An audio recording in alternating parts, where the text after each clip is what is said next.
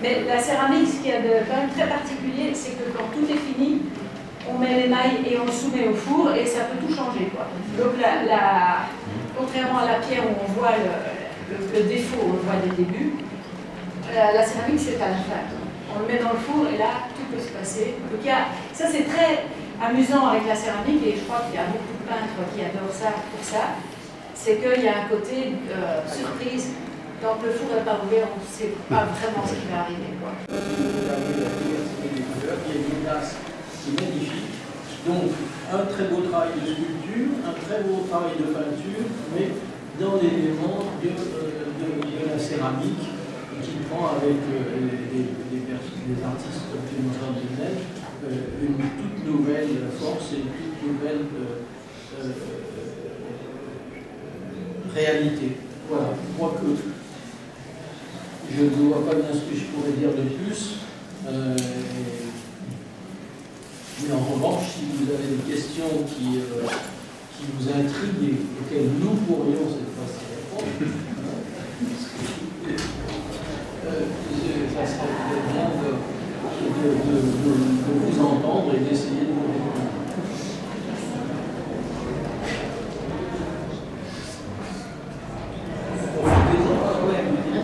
Surtout les questions qu'on n'ose pas poser qui sont importantes. Vous avez toujours posé des questions qu'on n'ose pas poser. Pourquoi des cactus? En fait, parce que les cactus, c'est déjà des sculptures. Je n'ai pas avec grand-chose. Non, moi, sans rigoler, les cactus, les voient toujours comme des sculptures. C'est-à-dire, en fait, la plante, elle cherche la lumière et l'air, je crois. Son développement dans l'espace m'a toujours fasciné. Et en plus, il y a une tellement grande diversité de cactus que quelque part, pour un artiste, c'est un terrain de jeu incroyable, quoi. Voilà. Et un cactus, c'est aussi une plante qui pique. Oui, en fait, j'ai enlevé les piquants. Mais ce qui m'intéressait, c'est que le côté construit du cactus, c'est-à-dire, contrairement à des fleurs que j'ai déjà traitées, en fait, il y a un élément plus costaud qui correspondait bien aux briques, je trouvais. Et c'est aussi géographiquement, c'est quand même lié à des espaces secs, enfin, dans des plutôt des pays d'Afrique, enfin, voilà, Méditerranée. En fait, j'ai travaillé donc dans une briqueterie qui est une briqueterie très artisanale qui se trouve entre Le Mans et Angers, avec qui j'ai noué des liens d'amitié. Et cette briqueterie, comme elle est vraiment artisanale et familiale, elle permet encore des choses qu'on ne trouve plus dans les briqueteries modernes, qui font plus qu'une seule brique. Celle-là, elle a encore une quantité de formes de briques incroyables. Et donc, maintenant que je les connais, je peux puiser un peu dans leur énorme quantité de filières. Ça s'appelle des filières. C'est la pièce métallique qu'on met à la sortie de la machine télébrique et qui détermine si on a des ronds. Vous voyez là, c'est des trous ronds. Là, c'est des trous carrés. L'autre, c'est des trous plus petits ovales. Enfin, non pas ovales, mais rectangles. Donc, en fait, je peux jouer avec toute cette énorme quantité de briques différentes. Parce qu'en fait, les briques sont travaillées quand elles sont humides. Je ne travaille pas à la meuleuse. Je travaille en fait avec des fils à couper, la terre quand elles sont humides. Et en fait, ça s'apparente à la fin à un travail de collage, presque comme un peintre ferait un travail de collage, puisque je parle de formes déjà existantes et non pas de la terre informe. Voilà. Ça n'a pas d'arrière-plan écologique parce que le cactus pousse sans eau et que, par exemple, dans les pays chauds, effectivement, on dit comme ça, vous ne dépensez pas d'eau si vous mettez des cactus dans votre terrain, dans votre jardin, voilà, décorez-le avec des cactus. Bon, voilà, c'est comme l'écologie et partout.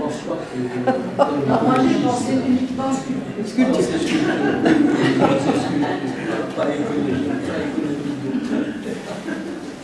C'est vrai qu'il ne faut pas les arranger, ça.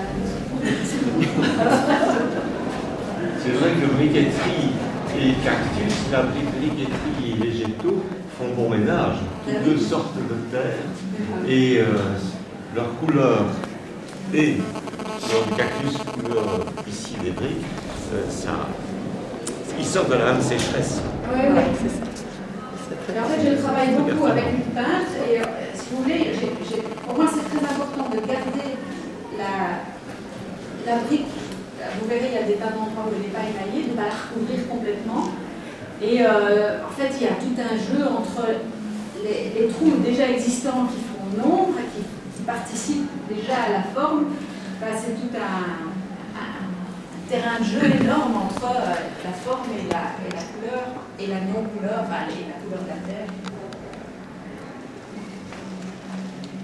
Une chose que je n'ai pas dite et que je voudrais ajouter maintenant, c'est que j'ai le sentiment que ce qui m'intéresse dans le travail de céramique, c'est que j'ai le sentiment que c'est un lieu maintenant où il peut y avoir un renouvellement du vocabulaire de la sculpture, alors que le vocabulaire de la sculpture, je dirais, traditionnel, est passablement épuisé.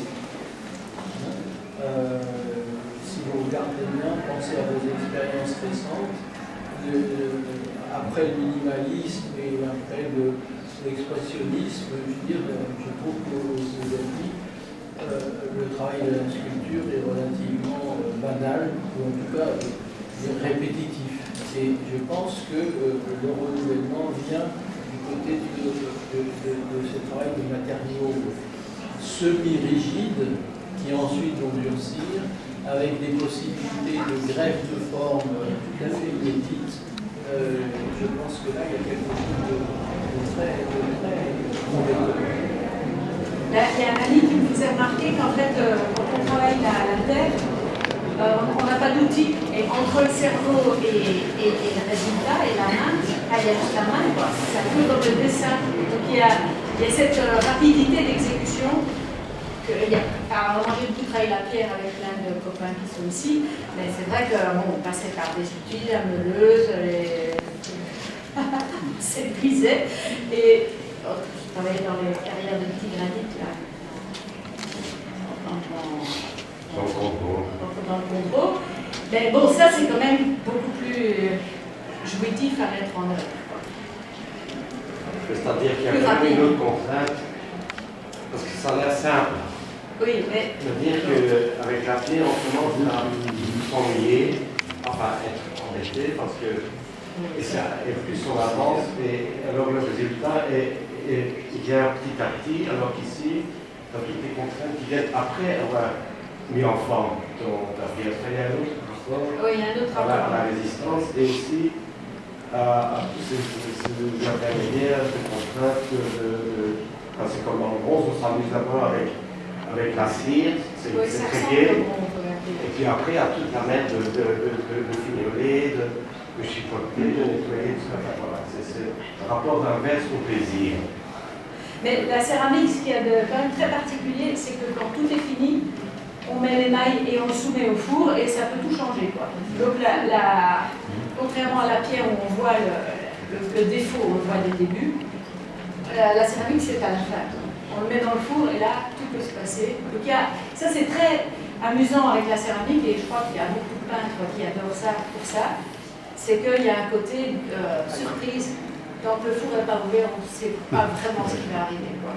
Mais est-ce que je trouve qu'on n'a pas mis assez l'accent sur le fait que tu pars d'une espèce de module brique. Ah oui, oui. Plutôt que de partir, parce que dans la céramique, soit on part de colombage, ou bien des plaques, ou bien des assemblages comme ça, alors qu'ici tu pars déjà avec une forme. Oui, oui, oui. Et avec, parce que ça résout peut-être le problème des bulles aussi, des trucs comme ça. En fait, il met l'accent sur un élément très important. Les céramiques sont obnubilées par la bulle d'air qui peut tout exploser. Et ça, c'est vrai que c'est des briques qui sont passées donc, dans ces fameuses filières avec de la compression. Et donc, normalement, il n'y a plus de bulle d'air. Et en même temps, c'est un détournement d'un objet qui est destiné à autre chose dans la fonction. Il n'y a pas la même neutralité que si tu partais d'un bloc de terre. Ah non. C'est pour ça que je parle d'assemblage, parce qu'en fait, il y a quelque part. Donc, il y a quand même un détournement de la brique pour en faire quelque chose. Avec son cactus, quelqu'un ou